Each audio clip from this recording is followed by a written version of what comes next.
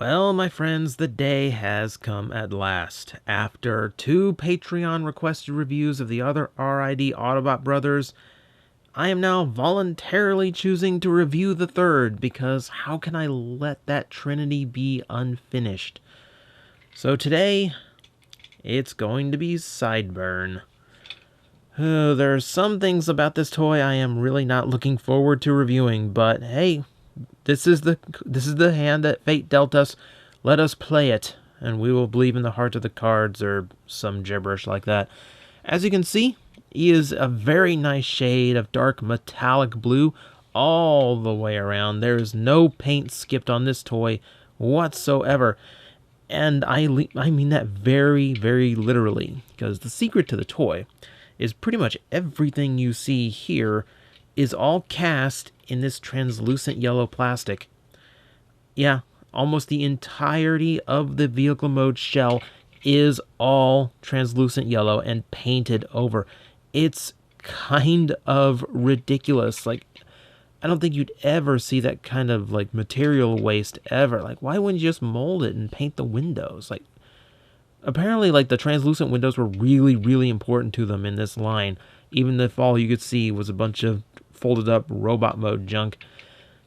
But yeah, what it does leave us with is a very consistent look to the vehicle mode. The only parts molded in any kind of plastic is here in the rear quarter panel, and it matches up very nicely, because everything else is painted. It has no excuse not to match. You can see all over, like, everything was done up, and there's detail all over this thing. You can see the front headlights are left translucent, but you also have the turn signals, which are done up in silver, along with the grille. Around to the back, you can see extra translucent bits for not only the turn signal, but they did leave a little bit unpainted for, well, I guess that would be the turn signal, that would be the brake light, I guess. But yeah, different colors, different shades. Nice little attention to detail. And besides that, of course, the big load of paint you can see here is the flame job, done up in a pale metallic blue and lined very nicely with white. It's a very classic style flame job on a car, and looking quite nice. This was before everyone was sick of flames on their vehicles thanks to Optimus Prime. But here it still looks quite nice. I've seen far, far worse flame decos on Autobot cars. I quite like it. Quite like it a lot. I also like that it has enough personality to it for me to not look at this and go, oh, that's tracks. Because, of course, this is a Dodge Viper, not a Corvette, but it still has that sleek, super sports car look to it with the long front end, and it's only a two-door. So it does have a much similar look. You could have called it tracks, especially with the white parts, and I probably would have believed it. But no, it's Sideburn because, they did something different, and I like that. I'll also point out, deco-wise, we have a chromed engine, which I really like, two-tone chrome in silver and red, looking very good, very intricate detailing, as well as chrome wheels. I don't think Sideburn would have it any other way.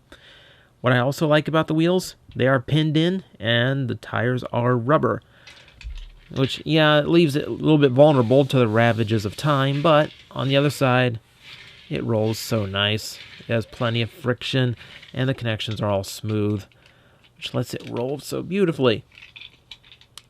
And that's pretty much it for the vehicle mode, except for this thing sticking out the back. It's supposed to be an exhaust, and it's molded to look like one, but it is sticking out to what I assure you is an illegal degree.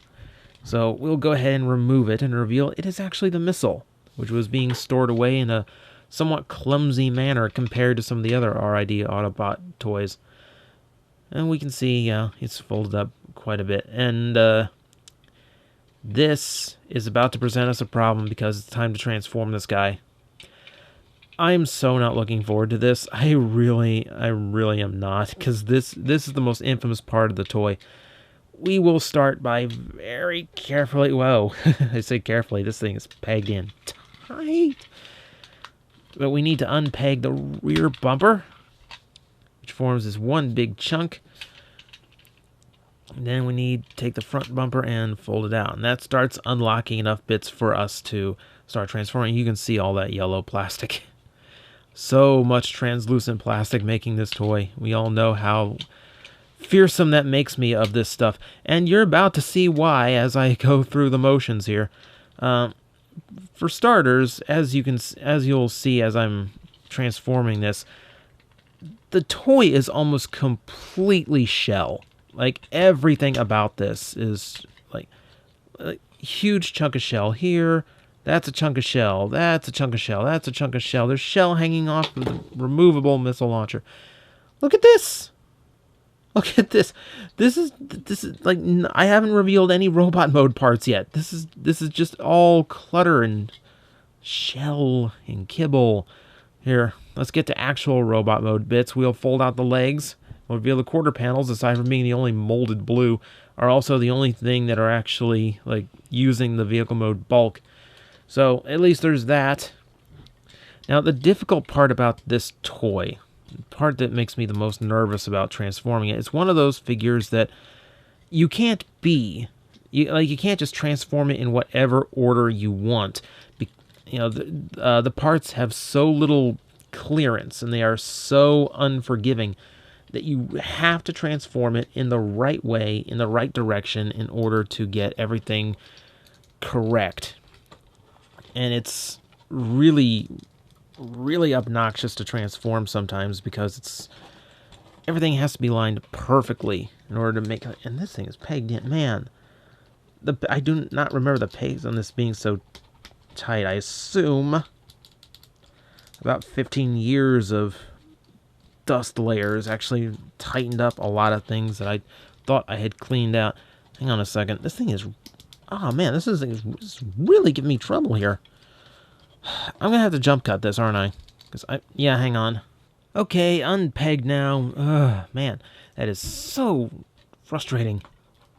Okay, so if I can remember how to get this folded out correctly. See, this is where we run into a problem. Yeah, man, everything has to be done in just such a specific way. Because the only direction this tire on the shoulder can go, the only way this tire can go is through this way. Man, there's so many collision problems with the parts on this toy. Okay, so that's done. Get the head out there. There. The shoulder kibble. The tire there. Yeah, okay. Okay, I think we're good. I have to clean him up a lot before we're ready to actually call him robot mode, but for the most part, that's it. Man, it's really one of the most fiddly and kibbly Transformers I've ever played with. There is so much, like, just junk going on. Come on, line up. Work with me, everything. See, the thing is, everyone really fears this toy because of its transformation. I feared the transformation for various reasons, but it's not because it's difficult. Like, the rear section is fine, and once you know the direction everything goes in, you can transform him pretty efficiently. What makes his transformation so daunting is the fact that everything has to be done in exactly the right order, and it cannot be fudged in any way, or else, parts just don't have the clearance, nothing moves around, and you get kind of locked up in between steps. It gets very frustrating. But here, not only does a front flip, we have him in robot mode, which will quickly show off the head. The head is one of the most unique designs I've ever seen for a Transformer. He's kind of got that DBZ Scouter look going on, the visor over one eye, but the eye is painted underneath, which is a very tiny detail. He's also very asymmetrical, with extra exposed translucent yellow on this side. You can see the red paint under, and even the face, very, very strange head design. A lot of asymmetry going on. Even his nose, his nose looks broken. Yeesh. I'm a wrestling fan. I just kind of like John Cena's nose looked like that last Monday. That just kind of hit me as I noticed that again. I don't know. It's a very bizarre head. Maybe that's why I never could see this toy as tracks, even though it's a sports car in yellow and blue and white. because there's a lot of unique design element to it. One thing I will give it credit, because it is not using the vehicle mode's bulk at all for the robot mode, there is a lot of new detail being exposed here. You can see the chest does make very nice with the engine, and there's a lot of light blue added into the dark blue. So it gives him a nice cohesive color scheme while still giving some variety to his look. A lot more paint applications can be seen through the midsection. The legs are mostly painted white in order to get that look, since it's mostly molded in dark blue. The dark blue is also used for the legs, which we now see. Very spindly little things, but, you know, it works for him. A little bit of white, a little bit more light blue for the feet. It all works out well and good. Not a whole lot of detail to that arm, but on that arm, you can see the Autobot symbol painted up in chrome red, which was something the Autobot brothers really liked to do. And as you can probably notice, this was visible through the back windshield of the vehicle mode, in spite of the big honking Autobot logo that Hasbro added on for the US release. So there is that. We'll go in with articulation now, just to get out of the way. Head is ball jointed, so moves up, moves around left and right just fine. Shoulders are ball jointed. You will, however, find a lot of problems between this big back kibble and the kibble hanging off the shoulders, which is always going to kind of get in the way. There's bicep rotation and a very wide elbow on both, though it is that weird floaty hinge in front of the arm elbow that looks weird from some angles. Very good hips, a lot of range in there. Because of the ball joint, the legs do rotate below the knee, as well as have a mighty reach for the knee joint, and fully ball jointed feet, which allow for a little bit of ankle tilt and all tilting back and forth. He has a lot of posability, and probably the best posability of the three RID Autobot brothers. It does come at the cost of the engineering itself. The transformation does feel very excessive, and a lot of it is done through shell and kibble, where, you know, it's that kind of transformation where it's just a robot hiding underneath this plastic shell of a car. And this does really hinder his look, and it really hinders his articulation if you're not constantly shifting position on these bits.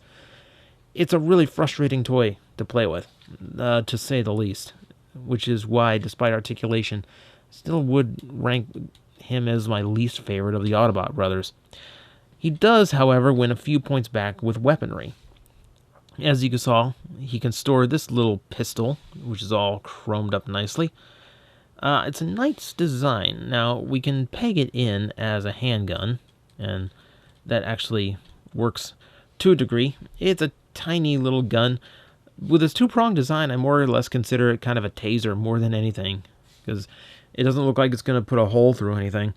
However, if that's not satisfactory, he does have another peg on it, which allows him to hold it as a dagger. And this looks a little bit better to me, not only because it's a little bit more unique, but also because it kind of works in with what else he's got going on. Aside from the big shield, which shield is code for the designers couldn't figure out what else to do with this big honking piece of shell, so let's stick it onto his arm. It also goes right along with this. His missile launcher, which forms from the back bumper, giving it a very crossbow-style design. So his weaponry all kind of has a bit of a medieval aesthetic to it. We can lock the missile in place and then attach it to a handle like so to give him some extra armament. And of course, I could fire it off, and we could actually see how far a missile launches after 15 years, but as we know, if you fire off a missile and you're not paying attention to where it goes, it vanishes like Hulk Hogan's career. So we're not going to do that here. So we are just going to say, from what I remember, it fires off quite well. So he does get a bunch of accessories, and he's kind of clever in their usage. So that is pretty much RID's Sideburn. So a bit of transforming faux pas going aside. The vehicle mode is really cool, very distinct, really like it. The robot mode looks nice from the front, but not at any other angles. He's got some good accessories, great load of articulation. But oh man, the engineering on this toy is something of a nightmare. This is just like very classic, over-engineered, overthought design, and I really don't think it amounted to much. This is when like the Japanese Beast Wars aesthetic was still very heavily in the engineers' minds, where it's just yeah, well, the draft head just kind of sticks off the arm because why else? What else would you do with it? That kind of thought process. So yeah, unfortunately, I wish a lot of this had more to go. I wish the car parts were used more to form the robot, so it didn't look so junky and kibble filled. But it is what it is. He's very hard to place. Like I tend to like the other Autobot brothers a little bit better as toys, though he does have some good elements going on. If you like a challenging transformation, he's definitely the Autobot brother for you. So that concludes not only the RID Autobot brothers, but that concludes Side Week here on Random Review. I hope you've enjoyed the trifecta of side-related characters, and who knows, maybe we'll pick another word from a name to randomly theme a week around. Whoa, but before we go, just because I do have to mention it, yeah, just like all my other translucent toys, the translucent ball joints on this toy, they do suffer a lot of little fractures in the shield on the arm especially. This is the reason I wasn't really eager to do this review, just because he's got way more fractures than the other two Autobot brothers had, and I was really nervous about actually reviewing him. So buyer beware, he's a toy that does not age well. So this guy will be going back on my shelf and probably to never be transformed again. I think I'll stick with my TFCC sideburn for all my transforming sideburn needs.